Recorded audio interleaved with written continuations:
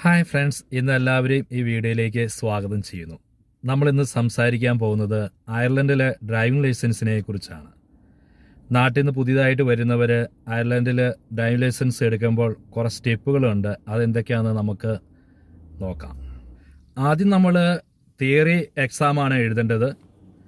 അതിന് 40 ക്വസ്റ്റ്യൻസാണ് ചോദിക്കുന്നത്. അതിൽ 35 എണ്ണത്തിന് കറക്റ്റായിട്ട് ആൻസർ കൊടുത്തെങ്കിൽ മാത്രമാണ് എക്സാം പാസ്സാവുള്ളൂ. ഈ എക്സാം പാസ്സാവുന്നതിന് വേണ്ടി നമുക്ക് ഒരു ബുക്കും അതുപോലെ തന്നെ CD-യും നമുക്ക് വാങ്ങാൻ കിട്ടും. അത് വാങ്ങിച്ചാൽ അതിലെ ക്വസ്റ്റ്യൻസ് പഠിച്ചാൽ മതിയാവും. എക്സാം പാസ്സാവാനുള്ള മാർക്ക് അതിൽ നിന്ന് കിട്ടും. ഇതുപോലെയുള്ള ഒരു ബുക്കാണ് കിട്ടുന്നത്. ഞാൻ ചെയ്തത് കൗൺസിലിൽ ഒരു ലൈബ്രറി ഉണ്ടായിരുന്നു. ആ ലൈബ്രറിയിൽ നിന്ന് ഒരു CD വാങ്ങിച്ചിട്ട് എൻ്റെ എക്സാം കഴിഞ്ഞ് ഞാൻ ആ CD തിരിച്ചു കൊടുക്കണം. ഈ തിയറി എക്സാമിനുള്ള ഡേറ്റ് ഓൺലൈനിലാണ് എടുക്കേണ്ടത്. ഓൺലൈനിൽ എടുക്കുന്നതിന് 45 യൂറോയാണ് ഇതിൻ്റെ ഫീസ് വരുന്നത്. നമ്മൾ ഈ എക്സാം പാസ്സായതിന് ശേഷം നമ്മളിതിൻ്റെ സർട്ടിഫിക്കറ്റ് NDLS-ൻ്റെ ഓഫീസിൽ സബ്മിറ്റ് ചെയ്യേണ്ടത് ആവശ്യമാണ്. എങ്കിൽ മാത്രമാണ് നമുക്ക് ലേണേഴ്സിൻ്റെ ലൈസൻസ് കിട്ടുകയുള്ളൂ. അവിടെ ഒരു ഫോം ഉണ്ട്, ആ ഫോം ഫില്ല് ചെയ്യണം. അതുപോലെ തന്നെ നമ്മൾ പാസ്സായതിൻ്റെ സർട്ടിഫിക്കറ്റ്, അതിൻ്റെ കൂടെ ടെസ്റ്റ് ചെയ്തതിൻ്റെ ഒരു certificate, PPS number, ID proof, നമ്മുടെ പാസ്പോർട്ടോ അങ്ങനെ എന്തെങ്കിലും ഒരു ID പ്രൂഫായിട്ട് വേണം. അതുപോലെ തന്നെ GNMA കാർഡ്, അഡ്രസ്സ് പ്രൂഫായിട്ട് എന്തെങ്കിലും, നമ്മുടെ പേരിലുള്ള എന്തെങ്കിലും ഇലക്ട്രിസിറ്റി ബില്ലോ അങ്ങനെ എന്തെങ്കിലും അഡ്രസ്സ് പ്രൂഫായിട്ട് തെളിയിക്കുന്ന എന്തെങ്കിലും ഒരു കാര്യം കൊടുക്കണം. ഇങ്ങനെ ചെയ്താൽ നമുക്ക് 2 ആഴ്ചക്കുള്ളിൽ ലൈസൻസ് കൈ കിട്ടും. ലൈസൻസ് കൈ കിട്ടി കഴിഞ്ഞിട്ടുണ്ടെങ്കിൽ നമുക്ക് കാറ് ഓടിക്കാം. കാർ ഓടിക്കുമ്പോൾ ഇവിടെ ലൈസൻസ് ഫുൾ ലൈസൻസ് ആയിട്ടുള്ള ആൾ, 2 വർഷം എക്സ്പീരിയൻസ് ഉള്ള ഒരാൾ കൂടെ ഉണ്ടെങ്കിൽ മാത്രമാണ് നമുക്ക് കാർ ഓടിക്കാനുള്ള അനുമതിയുള്ളൂ. നേരത്തെ ഒന്നും കുഴപ്പമില്ലായിരുന്നു. ഇപ്പം കുറേശ്ശെ പിടിച്ചു തുടങ്ങിയിട്ടുണ്ട്. പിന്നെ അത് ഫൈൻ അടയ്ക്കേണ്ടി വരും. അതുപോലെ തന്നെ പ്ലേറ്റ് നമ്മുടെ കാറിൽ ഒട്ടിക്കേണ്ടത് ഇവിടെ നിർബന്ധമാണ്. അത് ഒട്ടിച്ചാൽ മാത്രമാണ് നമുക്ക് കാർ ഓടിക്കാൻ സാധിക്കുകയുള്ളൂ. അതുപോലെ തന്നെ ലേണേഴ്സ് പെർമിറ്റ് ഉള്ള ആൾക്ക് മോട്ടോർ വേയിലൂടെ വണ്ടി ഓടിക്കാനുള്ള അനുമതിയില്ല. ഇത്തരം കാര്യങ്ങൾ നമ്മൾ ശ്രദ്ധിക്കണം ലേണേഴ്സ് പെർമിറ്റിലൂടെ വണ്ടി ഓടിക്കുമ്പോൾ. അടുത്ത് നമ്മൾ റോഡ് ടെസ്റ്റ് എഴുതാനുള്ള ഡേറ്റ് ആണ് എടുക്കേണ്ടത്. റോഡ് ടെസ്റ്റ് എടുക്കാനുള്ള ഡേറ്റ് നോർമലി 6 മാസം കഴിഞ്ഞാണ്, ലേണേഴ്സ് ലൈസൻസ് കിട്ടിയതിന് ശേഷം 6 മാസം കഴിഞ്ഞാണ് റോഡ് ടെസ്റ്റിനുള്ള ഡേറ്റ് കിട്ടുള്ളൂ. അത് മുമ്പ് കിട്ടണമെങ്കിൽ നമ്മൾ നാട്ടിൽ 2 വർഷം എക്സ്പീരിയൻസ് ഉള്ള ഒരു ഡ്രൈവർ ആണെങ്കിൽ അവിടെ നിന്ന് ഡ്രൈവിംഗ് ലൈസൻസ് പർട്ടിക്കുലേഴ്സ് എന്ന് പറഞ്ഞൊരു ഫോം നാട്ടിൽ നിന്ന് കൊണ്ടുവരുവാണെങ്കിൽ നമുക്ക് 6 മാസത്തിൽ മുമ്പായിട്ട്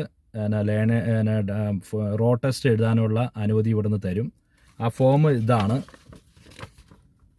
ഈ ഫോം നാട്ടിൽ നിന്ന് കൊണ്ടുവരുവാണെങ്കിൽ നമുക്ക് ഇവിടെ 6 മാസത്തിന് മുമ്പായിട്ട് റോഡ് ടെസ്റ്റ് എഴുതാനുള്ള ഡേറ്റ് കിട്ടും. അങ്ങനെ കൊണ്ടുവരുന്നതുകൊണ്ടുള്ള മെച്ചം എന്ന് പറയുന്നത്, നമ്മൾ ലേണേഴ്സിലാണെങ്കിൽ നമുക്ക് ഇൻഷുറൻസ് കൂടുതലാണ്, കാറിന് കൂടുതൽ വരും. ഫുൾ ലൈസൻസ് കയ്യിലേക്ക് കിട്ടുമ്പോൾ ഇൻഷുറൻസിൽ കുറവ് വരും. ഞാൻ ഇത് നാട്ടിൽ നിന്ന് ഇങ്ങനെ കൊണ്ടുവന്നതുകൊണ്ട് എനിക്ക് ആദ്യം ഇൻഷുറൻസ് 2600 യൂറോയായിരുന്നു. ഫുൾ ലൈസൻസ് കയ്യിൽ കിട്ടിക്കഴിഞ്ഞപ്പോൾ 2200 യൂറോയായിട്ട് കുറഞ്ഞു. അങ്ങനെ ഒരു ലാഭം ഇതിൽ കിട്ടും. നമുക്ക് റോഡ് ടെസ്റ്റിനുള്ള ഡേറ്റ് കിട്ടണമെങ്കിൽ നമ്മൾ ഡ്രൈവിംഗ് സ്കൂളിൽ നിന്ന് 12 ക്ലാസ് അറ്റൻഡ് ചെയ്തെങ്കിൽ മാത്രമേ ഓൺലൈനിൽ നമുക്ക് ഡേറ്റ് എടുക്കാൻ പറ്റുള്ളൂ.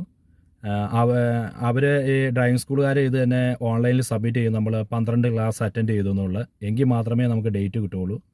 അതുപോലെ തന്നെ ഓരോ മണിക്കൂറിനും ഇവർ വാങ്ങുന്നത് 30 തൊട്ട് 50 യൂറോ വരെ ഇവർ ക്യാഷ് പെർ അവറിന് ഇവർ പേയ്മെൻറ്റ് എടുക്കുന്നുണ്ട്.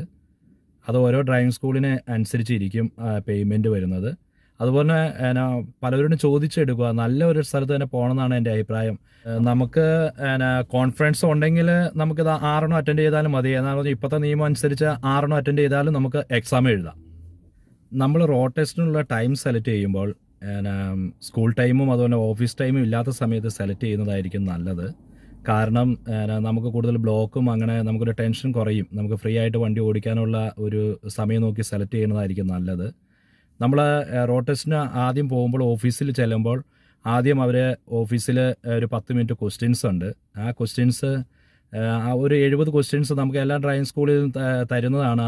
ആ ക്വസ്റ്റ്യൻസ് തരുന്നതാണ്. ആ ക്വസ്റ്റ്യൻസിൽ നിന്നായിരിക്കും ചോദിക്കുന്നത്. അത് എവിടേക്കാണ് വണ്ടി നിർത്താൻ പാടില്ലാത്തത്, ഈ സിഗ്നൽ എന്തിനാണ് ഉദ്ദേശിക്കുന്നത്, അങ്ങനെ കുറേ ക്വസ്റ്റ്യൻസ് ആയിരിക്കും അതിൽ ചോദിക്കുന്നത്. അത് എല്ലാം നമ്മൾ കറക്റ്റായിട്ട് ആൻസർ കൊടുക്കുവാണെങ്കിൽ തന്നെ അവർ ഹാപ്പിയാവും. കാരണം എന്ന് പറഞ്ഞാൽ first impression is the best impression എന്നാണല്ലോ പറയുന്നത്. അപ്പോൾ തന്നെ പ്രിപ്പയർ ചെയ്ത് അവർ വന്നേക്കുന്ന ഒരു തോന്നൽ അവർക്ക് വരാൻ സാധ്യതയുണ്ട്. അത് കഴിഞ്ഞാൽ ഓഫീസിലെ ആ ക്വസ്റ്റ്യൻസ് കഴിഞ്ഞിട്ടുണ്ടെങ്കിൽ നേരെ വരുന്നത് നമ്മുടെ വണ്ടി പാർക്ക് ചെയ്ത് ഇതിലേക്കാണ് വരുന്നത്. വണ്ടി പാർക്ക് ചെയ്ത് വരുമ്പോൾ അവർ കാറിന് ചുറ്റും നടന്ന് ഓരോ കാര്യങ്ങൾ ചെക്ക് ചെയ്യും. എൽ ബോർഡ് ഉണ്ടോ എന്ന് ചെക്ക് ചെയ്യും. അതുപോലെ ടാക്സ്, ഇൻഷുറൻസ്, NCT ഇതൊക്കെ അടച്ചതാണോ എന്ന് അവർ ചെക്ക് ചെയ്യും. ചെക്ക് ചെയ്തതിന് ശേഷം അവർ ഫ്രണ്ടിലെ ബോണറ്റ് തുറക്കാൻ പറയും. ബോണറ്റ് തുറന്നു കഴിഞ്ഞിട്ട് അവർ കുറച്ച് ക്വസ്റ്റ്യൻസ് ചോദിക്കും. കൂളൻറ്റും അതുപോലെ തന്നെ എൻജിൻ ഓയിലും ഇതൊക്കെ ഏതൊക്കെയാണെന്നും അങ്ങനെയുള്ള അവർക്ക് ആ സമയത്ത് ചോദിക്കാൻ തോന്നുന്ന കാര്യങ്ങൾ ഏതൊക്കെയാണോ എന്ന് അവർ ചോദിക്കും. കുറച്ച് കാര്യങ്ങൾ അവർ ചോദിക്കും. അതിന് കറക്റ്റായിട്ട് നമ്മൾ ആൻസർ കൊടുക്കണം. അത് കഴിഞ്ഞ് അവർ ബാക്കിൽ വന്നിരുന്നിട്ട് റൈറ്റോ അല്ലെങ്കിൽ ലെഫ്റ്റോ സിഗ്നൽ ഇടാൻ പറയും. 2 സിഗ്നലും ഇട്ട് കൊടുത്തു കഴിയുമ്പോൾ ഹസാർഡ് വാർണിംഗ് ലൈറ്റ് ഇടാൻ പറയും. ബ്രേക്ക് ചവിട്ടാൻ പറയും. അങ്ങനെ കുറേ ക്വസ്റ്റ്യൻസ് അവർ വണ്ടിയുമായിട്ടുള്ള ബന്ധപ്പെട്ട എല്ലാ കാര്യങ്ങളും ഫോഗ് ലൈറ്റ് ഇടാനും ഫ്രണ്ടും ബാക്കും ഇടാൻ പറയും. അങ്ങനെ എല്ലാം കൊടുത്തു കഴിഞ്ഞാൽ അവർ കാറെ കയറും. കാറെ കയറുമ്പോൾ അവർ ചെയ്യുന്നത് ഫ്രണ്ട് സീറ്റ്, നമ്മൾ ഡ്രൈവിംഗ് സീറ്റിൻ്റെ ലെഫ്റ്റ് സൈഡിലുള്ള സീറ്റ് അവർ പുറകോട്ട് വലിച്ചിട്ടാണ് നിൽക്കുന്നത്. എന്ന് പറഞ്ഞാൽ നമ്മുടെ ഷോൾഡർ മറ്റു കാര്യങ്ങളൊക്കെ അവർക്ക് കറക്റ്റായിട്ട് വ്യൂ ചെയ്യാൻ വേണ്ടിയാണ്. നമ്മൾ ഇവിടെ കാർ സ്റ്റാർട്ട് ചെയ്യുമ്പോൾ 3 മിററിൽ നോക്കണം. 3 മിററിൽ നോക്കി വണ്ടി എടുക്കേണ്ടത് ഇവിടെ അതേ രീതിയിൽ എടുത്തെങ്കിൽ മാത്രമേ നമുക്ക് പാസ്സാവുള്ളൂ. അതുപോലെ തന്നെ നമ്മുടെ തല സൈഡിലേക്ക് തിരിച്ച് നോക്കി കാറ് വരുന്നില്ല എന്ന് വെരിഫൈ ചെയ്തതിന് ശേഷമാണ് മുന്നോട്ട് വേറെ വണ്ടികൾ വരുന്നില്ല എന്ന് മനസ്സിലായതിന് ശേഷമാണ് മുന്നോട്ട് വണ്ടി എടുത്ത് പോകാവുള്ളൂ. അപ്പോൾ ഇതെല്ലാം ശ്രദ്ധിക്കണം. ഞാനൊക്കെ ആദ്യം എനിക്ക് ഭയങ്കര ബുദ്ധിമുട്ടായിരുന്നു. കാരണം എന്താണെന്ന് പറഞ്ഞു കഴിഞ്ഞാൽ ഞാൻ നാട്ടിൽ നിന്ന് ഡ്രൈവിംഗ് കഴിഞ്ഞ് ഇവിടെ വന്നു കഴിഞ്ഞപ്പോൾ നാട്ടിൽ അങ്ങനെ ഒന്നും നോക്കാറില്ലല്ലോ. മിറർ നോക്കാറില്ല, സൈഡിലേക്ക് നോക്കാറില്ല, ഒന്നും നോക്കാറില്ല. നേരെ വണ്ടി ഓടിച്ച് പോകാറുള്ള പരിപാടിയൊക്കെയല്ലേ നാട്ടിൽ. ഇവിടെ വന്നു കഴിഞ്ഞിട്ട് ഞാൻ അത് പ്രാക്ടീസ് ചെയ്തത് തിരക്കില്ലാത്ത റൂട്ടിൽ കൊണ്ടുപോയി വണ്ടി നിർത്തിയിട്ട് കുറച്ച് പോകും. അത് കഴിഞ്ഞ് പിന്നെയും വണ്ടി നിർത്തും. അത് കഴിഞ്ഞ് അതുപോലെ മിറർ പ്രാക്ടീസ് ചെയ്താണ് ഇവിടെ ഞാൻ പാസ്സായത്. അതുപോലെ തന്നെ ഡ്രൈവിങ്ങിൽ ശ്രദ്ധിക്കേണ്ട കാര്യം എന്ന് പറഞ്ഞിട്ടുണ്ടെങ്കിൽ സ്റ്റോപ്പ് പോയിന്റിൽ കറക്റ്റായിട്ട് സ്റ്റോപ്പ് ചെയ്യണം. വണ്ടി രണ്ടിടത്തുനിന്നും വരുന്നില്ല എന്ന് വെരിഫൈ ചെയ്ത ശേഷമാണ് എടുത്തു പോകാവുള്ളൂ. അതുപോലെ തന്നെ നമുക്കൊരു ജംഗ്ഷൻ വരുവാണെങ്കിൽ ജംഗ്ഷനിൽ ചില സ്ഥലത്ത് ഒരു ബോക്സ് ഉണ്ടാവും സെൻട്രലിൽ വണ്ടി എടുത്ത് വെക്കുന്നത്. അതും കറക്റ്റായിട്ട് എടുത്ത് വെക്കണം. അങ്ങനെ കുറച്ച് ഒബ്സർവേഷന് ഭയങ്കരമായിട്ട് ശ്രദ്ധിക്കേണ്ടതാണ്. നമ്മളെ സംബന്ധിച്ച് ഏറ്റവും കൂടുതൽ ബുദ്ധിമുട്ട് വരുന്ന ഒബ്സർവേഷനാണ്.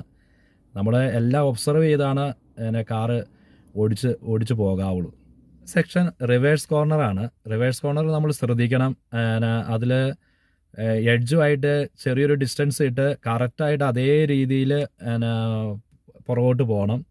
അതിനും ശ്രദ്ധിക്കാനുണ്ട്. എല്ലാ മിററും നോക്കണം. അതുപോലെ ബാക്കിലേക്ക് തിരിഞ്ഞ് നോക്കണം. അതുപോലെ തന്നെ സൈഡിലേക്ക് തിരിഞ്ഞു നോക്കണം. അത് പുറകിൽ എന്തെങ്കിലും വണ്ടിയോ കാറോ അതുപോലെ തന്നെ സൈക്കിളോ വരുന്നുണ്ടെങ്കിൽ അത് ചവിട്ടി റിവേഴ്സ് ചെയ്യുന്ന സമയത്താണ് വരുന്നെങ്കിൽ അത് ചവിട്ടി കൊടുത്ത് അത് മാറി പോയതിന് ശേഷമാണ് പിന്നെ പോകാവുള്ളൂ. അങ്ങനെ ഒത്തിരി കാര്യങ്ങൾ ശ്രദ്ധിക്കാനുണ്ട്. അത് കറക്റ്റായിട്ട് ചെയ്യണം. അത് എല്ലാവർക്കും ബുദ്ധിമുട്ട് വരുന്ന ഒരു ഇതാണ് റിവേഴ്സ് കോർണർ. അടുത്ത സെക്ഷനാണ് ഒരു കയറ്റത്ത് കൊണ്ടുപോയി വണ്ടി നമ്മുടെ നിർത്തിയിട്ട് നമ്മൾ വണ്ടി എടുക്കാൻ പറയും. വണ്ടി എടുക്കുമ്പോൾ നമ്മൾ പുറകോട്ട് വണ്ടി പോയിട്ടുണ്ടെങ്കിൽ അത് ഫെയിലാവും. അപ്പോൾ അത് പ്രത്യേകം ശ്രദ്ധിക്കണം. ഹാൻഡ് ബ്രേക്കിൽ നിന്ന് വണ്ടി എടുക്കാൻ അത് പഠിക്കണം. ഇവിടെ ഏറ്റവും കൂടുതൽ യൂസ് ചെയ്യുന്നത് ഹാൻഡ് ബ്രേക്ക് ഒത്തിരി ഉപയോഗിക്കുന്നുണ്ട്. നമ്മുടെ നാട്ടിൽ അത്ര ഹാൻഡ് ബ്രേക്ക് ഉപയോഗിക്കുന്നില്ല. ഇവിടെ നമ്മുടെ ഒരു ജംഗ്ഷനിൽ പോയി വണ്ടി നിർത്തി ഇട്ടാലും ഹാൻഡ് ബ്രേക്ക് ഇടണം. അതുപോലെ തന്നെ കയറ്റത്ത് വണ്ടി എടുക്കുമ്പോൾ അത് അതിൽ നിന്ന് എടുക്കാൻ പഠിക്കണം. അങ്ങനെ ഒരു സെക്ഷൻ എന്ന് പറഞ്ഞാൽ ഒരു പോക്കറ്റ് റോട്ടിൽ കൊണ്ടുപോയിട്ട് 2 എഡ്ജിലും ടച്ച് ചെയ്യാതെയും അതുപോലെ തന്നെ നമ്മൾ മിററിലും നോക്കേണ്ട സ്ഥലങ്ങളിലൊക്കെ നോക്കുകയും അങ്ങനെയൊക്കെ തിരിച്ചുകൊണ്ട് വരുന്ന ഒരു സിസ്റ്റമാണ് യു ടേൺ. ഇവിടെ ഏറ്റവും ബുദ്ധിമുട്ടുള്ളൊരു സെക്ഷനാണ് റൗണ്ട് എബൌട്ടാണ്. റൗണ്ട് എബൌട്ടിൽ നമ്മൾ ഫസ്റ്റ് എക്സിറ്റിന് പോകുമ്പോൾ ഫസ്റ്റ് എക്സിറ്റിന് ഇടുന്ന സിഗ്നൽ ഒരു രീതിയിലാണ്. അതുപോലെ സെക്കൻഡ് എക്സിറ്റിന് വ്യത്യാസമുണ്ട്. തേർഡ് എക്സിറ്റ് റൈറ്റ് സൈഡിൽ വരുന്ന എക്സിറ്റിനും വ്യത്യാസങ്ങളുണ്ട്. അപ്പോൾ അത് അനുസരിച്ച് നമ്മൾ ഓരോ സിഗ്നൽ ഇട്ട് കാറ് പോകണം. അതുപോലെ റൈറ്റ് സൈഡിൽ വണ്ടി വരുന്നില്ല എന്ന് അറിഞ്ഞെങ്കിൽ മാത്രമാണ് നമുക്ക് മുന്നോട്ട് പോകാൻ പറ്റുള്ളൂ. അത് നമ്മൾ ശ്രദ്ധിക്കണം.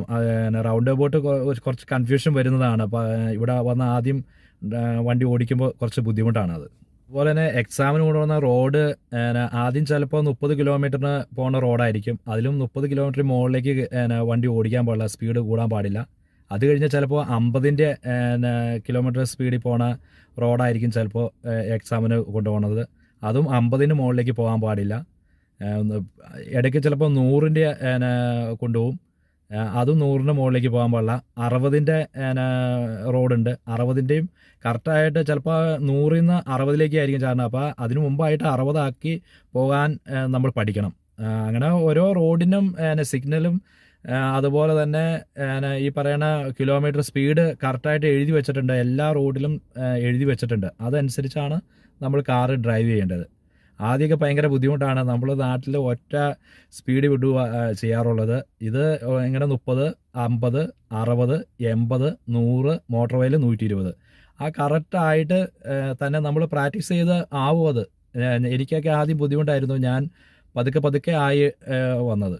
ഇനി അടുത്ത സെക്ഷൻ ചോദിക്കുന്നത് ഇത്രയെല്ലാം കഴിഞ്ഞ് കഴിയുമ്പോൾ അവരെ ചോദിക്കുന്നത് ഹാൻഡ് സിഗ്നലെ കുറിച്ച്, കൈ കൊണ്ട് എങ്ങനെയാണ് സിഗ്നൽ കൊടുക്കുന്നതെന്ന് കുറച്ച് ക്വസ്റ്റ്യൻസ് ഉണ്ട്. ഒരു 5-6 ക്വസ്റ്റ്യൻസ് ചോദിക്കും. അതിനും നമ്മൾ കറക്റ്റായിട്ട് ആൻസർ കൊടുക്കണം. ആൻസർ കൊടുത്തു കഴിഞ്ഞിട്ട് പിന്നീട് നമ്മൾ സെൻറ്ററിലേക്ക് തിരിച്ചു പോവുകയാണ്. സെൻറ്ററിലേക്ക് പോകുമ്പോൾ അവിടം വരെ ശ്രദ്ധിക്കണം. കാരണം സെൻറ്ററിൽ നമ്മൾ കാർ കൊണ്ടുപോയി പാർക്ക് ചെയ്യണ അവിടം വരെ കറക്റ്റായിട്ട് ശ്രദ്ധിക്കണം. നമ്മൾ ഈ ചോദ്യം കഴിഞ്ഞ് കഴിഞ്ഞിട്ട് പിന്നെ എക്സാം കഴിഞ്ഞു എന്ന് പ്രതീക്ഷിക്കരുത്. സെൻട്രലിൽ ചെല്ലണ വരെ നമ്മൾ എവിടെ നിന്നാണ് സ്റ്റാർട്ട് ചെയ്ത അവിടെ കൊണ്ടുപോയി വണ്ടി നിർത്തുന്നത് വരെ നമ്മൾ കാര്യങ്ങളെല്ലാം കറക്റ്റായിട്ട് ശ്രദ്ധിച്ച് വണ്ടി ഓടിച്ചു പോകണം. എൻ ബോർഡ് ഒട്ടിക്കുന്നതിൻ്റെ കാരണം മറ്റുള്ളവർക്ക് നമ്മൾ ന്യൂ ഡ്രൈവർ ആണെന്ന് അറിയുന്നതിന് വേണ്ടിയാണ്. അപ്പോൾ അത് 2 വർഷം നമ്മൾ ന്യൂ ഡ്രൈവറിന് എൻ ബോർഡ് ഒട്ടിക്കേണ്ടത് ആവശ്യമാണ്. അത് നിർബന്ധമാണ് ഇവിടെ. അതെല്ലാവരും ചെയ്യുന്നുമുണ്ട്. ഞാനൊക്കെ ചെയ്തായിരുന്നു അതങ്ങനെ. അത് കഴിഞ്ഞ് ഈ എക്സാം പാസ്സായതിൻ്റെ സർട്ടിഫിക്കറ്റുമായിട്ട് NDLSൻ്റെ ഓഫീസിൽ വീണ്ടും പോകണം. വീണ്ടും പോയി നമ്മളവിടെ ഫോമും നമ്മുടെ ഈ പാസ്സായ സർട്ടിഫിക്കറ്റും അങ്ങനെ അവർ ചോദിക്കുന്ന എന്തൊക്കെ ഡോക്യുമെൻറ്റ്സ് ആണോ അതെല്ലാം കൊടുത്ത് നമ്മളവിടെ കൊടുത്തു കഴിഞ്ഞാൽ ഒരു 2 ആഴ്ചയ്ക്ക് ഉള്ളിൽ നമുക്ക് ഫുൾ ലൈസൻസ് കിട്ടും. ഫുൾ ലൈസൻസ് കിട്ടിക്കഴിഞ്ഞാൽ നമുക്ക് ഹാപ്പി ആയിട്ട് വണ്ടി ഓടിക്കാം. ഇൻഷുറൻസും കുറഞ്ഞ് കിട്ടും. അയർലൻഡിൽ ഡ്രൈവിംഗ് ലൈസൻസ് എടുക്കുന്നത് എങ്ങനെയാണെന്ന് ഏകദേശം മനസ്സിലായെന്ന് ഞാൻ പ്രതീക്ഷിക്കുന്നു. എൻ്റെ ചാനൽ സബ്സ്ക്രൈബ് ചെയ്തില്ലെങ്കിൽ മറക്കാതെ സബ്സ്ക്രൈബ് ചെയ്യുക. അടുത്ത വീഡിയോ കാണുന്നവരെ ബായ്.